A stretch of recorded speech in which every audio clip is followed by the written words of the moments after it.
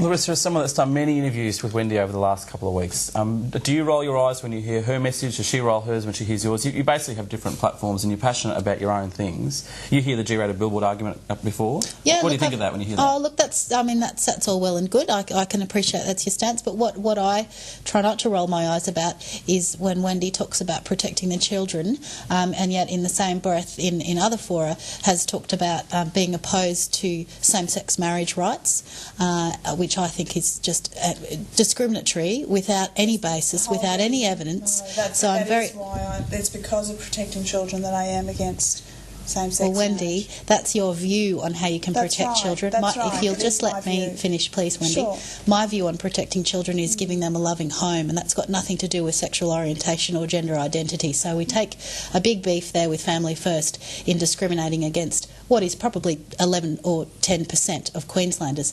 And when Wendy says that she speaks for the majority of Queenslanders on that issue, I really feel strongly that that's not the case. Where do you get your numbers from? Because I hear different numbers. So you say 10, 11, I've heard 3 or 4.